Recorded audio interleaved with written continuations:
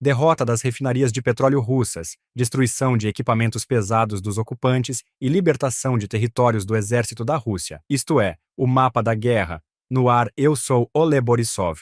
Olá, os militares ucranianos têm êxitos em várias direções do fronte. Em particular, em Pokrovsk e Dobropilha conseguiram desocupar uma parte significativa do fronte. Sobre isso falou o comandante-chefe das Forças Armadas da Ucrânia, Syrskyi. Ele destacou que as tropas russas concentraram seus principais esforços exatamente na direção de Pokrovsk, criando o maior agrupamento ofensivo. Agora acontecem combates ativos nas áreas das localidades de Rodinsky, Novoekonomishny, Mirolyubivka, Promin e Kotliny.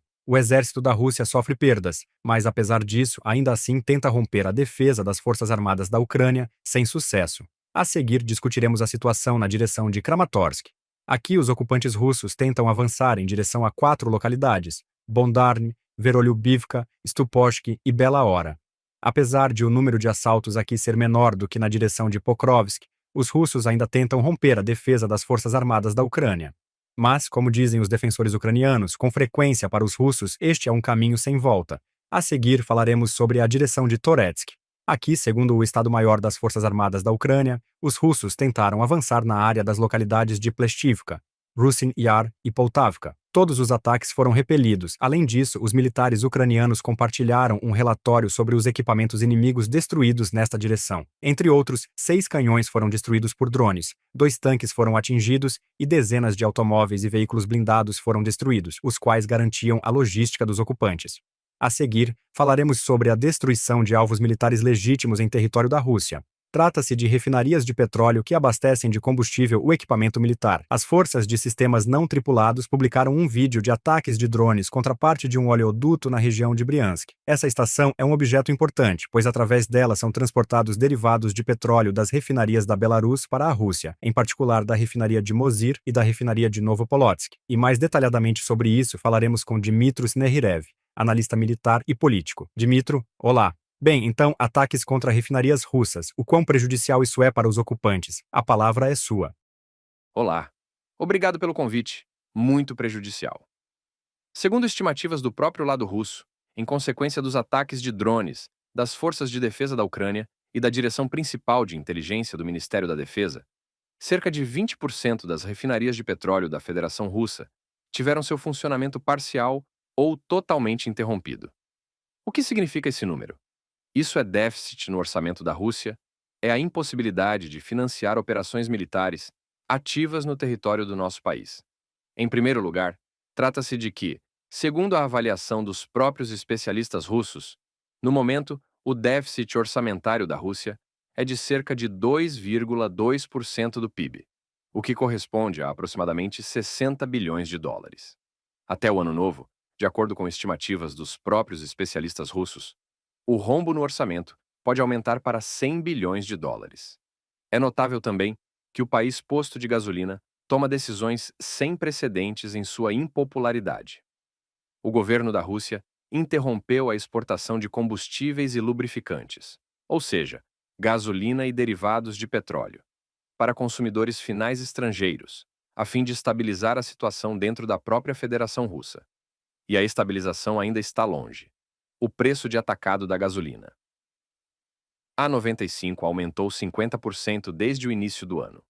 Isso já são questões sérias diretamente ao governo russo e, consequentemente, cria pré-condições para a tensão social dentro da própria Federação Russa.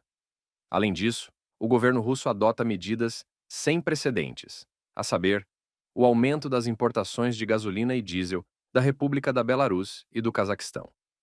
E o principal, do qual é preciso falar: os ataques às refinarias de petróleo. E, em primeiro lugar, estamos falando de ataques de drones da Direção Principal de Inteligência, justamente contra equipamentos de alta tecnologia, produzidos por países europeus líderes, colocam em pausa, uma pausa longa e séria, a possibilidade de seu recomeço. Trata-se de que a indústria russa de refino de petróleo está sob pressão de sanções e, consequentemente, o fornecimento de equipamentos tecnológicos de última geração para refinarias da Federação Russa foi praticamente interrompido. E eu lembro da estatística dos últimos ataques de drones das Forças de Operações Especiais contra a refinaria de Ryazan, que é uma das maiores, uma das mais modernas, e que abastece Moscou e a região de Moscou com combustíveis e lubrificantes. E no momento, o ciclo de produção foi interrompido. E, finalmente, lembremos dos ataques de drones da Direção Principal de Inteligência do Ministério da Defesa da Ucrânia contra a refinaria em Ukhta. Foi estabelecido um recorde de alcance de 2.000 quilômetros. E lembro que o mês de agosto se caracterizou pelo anúncio, por parte das Forças de Defesa da Ucrânia, da existência de um programa balístico ucraniano. Trata-se, em primeiro lugar, dos mísseis balísticos Flamingo, com alcance de até 3.000 quilômetros e ogiva de 100 a 150 quilos, e, consequentemente, do Neptuno de longo alcance. O alcance de destruição de alvos é de mais de 1.000 quilômetros. E isso coloca em dúvida o próprio fato da existência da indústria de refino de petróleo no território da Federação Russa, inclusive no distrito dos Urais. É disso que se trata. E é bastante significativo que, em consequência dos ataques das forças de defesa da Ucrânia contra depósitos de petróleo, não apenas refinarias, mas também depósitos, tanto nos territórios temporariamente ocupados da Ucrânia quanto na própria Rússia, diversas regiões federais enfrentam severa escassez de gasolina e diesel. Nos territórios ocupados das regiões de Luhansk e Donetsk, praticamente não há gasolina. Filas quilométricas enormes. E isso, consequentemente, gera tensão social nos territórios temporariamente ocupados. Isso mina a própria ideia da inclusão das chamadas novas regiões na Rússia. É disso que se trata. Ou seja, novos ataques de drones ucranianos, que de fato encontraram o calcanhar de Aquiles da economia russa e, consequentemente, da máquina militar russa, podem mudar radicalmente o próprio curso do confronto militar com o país ocupante. Dmytro, você mencionou o míssil Flamingo. Recentemente, o presidente Zelensky disse que agora está sendo realizado um grande trabalho na criação de um míssil ideal, que será capaz de contornar tanto os sistemas de defesa antiaérea russos quanto atingir alvos militares legítimos no território da Rússia. Diga, por favor, a Ucrânia tem experiência suficiente para criar mísseis modernos capazes de operar nas atuais condições de guerra? E esta é uma guerra de sistemas de guerra eletrônica, sistemas de defesa antiaérea, sistemas de mísseis antiaéreos e assim por diante? Sim, mais do que suficiente.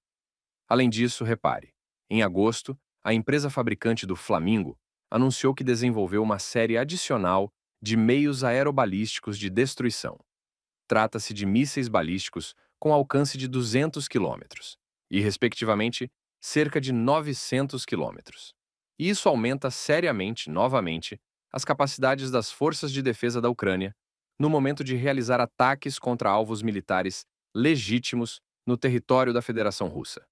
E o mais importante, o último ataque do Flamingo contra alvos militares legítimos no território da Crimeia ocupada, tratava-se de uma base avançada do Serviço Federal de Segurança da Rússia, quando foram destruídas 6 embarcações e um quartel com pessoal. Demonstrou o fato de que o sistema de defesa aérea russo se mostrou completamente ineficaz. E isso considerando apenas 2 mísseis Flamingo. E lembro que, segundo o presidente ucraniano, atualmente a produção desses meios de destruição está sendo ampliada. Segundo estimativas da própria empresa fabricante, atualmente é possível produzir um Flamingo por dia, enquanto que até o ano novo, esses meios de destruição serão escalados para 7 unidades por dia. Ou seja, trata-se de que o lado ucraniano receberá, nas palavras precisas do presidente americano, as cartas na mão que aumentarão substancialmente nossas capacidades de negociação no momento de ditar as condições ucranianas para o fim da guerra na Ucrânia. E destaco outro ponto bastante significativo.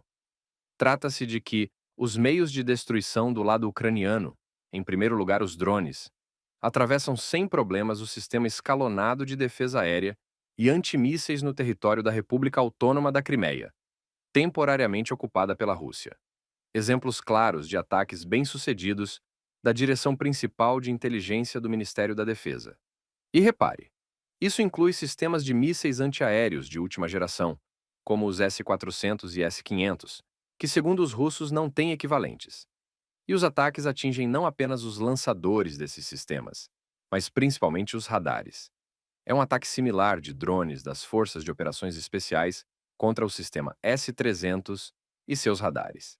E isso demonstra que as forças de defesa da Ucrânia desativam o sistema de defesa antiaérea e antimísseis do inimigo no território da Crimeia ucraniana. Ou seja, trata-se, em primeiro lugar, de um ataque informativo.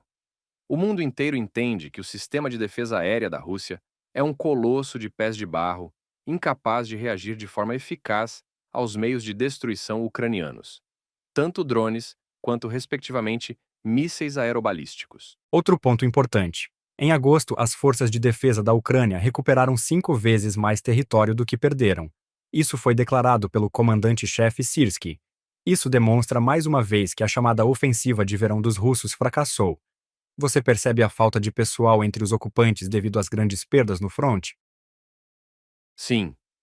Além disso, trata-se do fato de que os ocupantes são obrigados a conduzir processos adicionais de mobilização ocultos.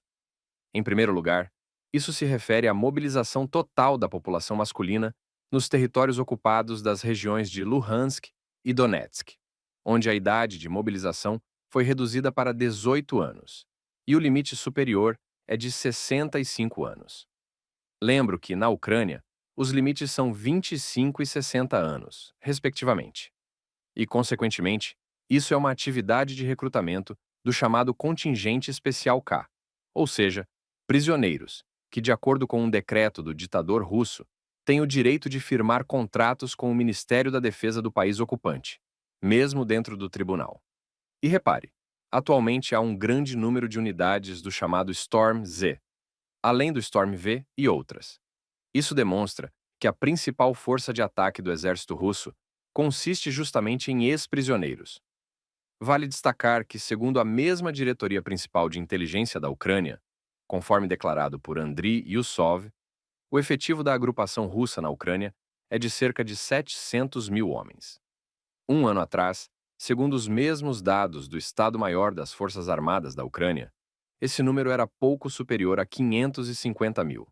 Ou seja, houve um aumento de 150 mil no efetivo das forças ocupantes. E quais são os resultados? Atualmente, trata-se do fracasso não apenas da chamada campanha de verão, mas do fracasso de toda a chamada Operação Militar Especial.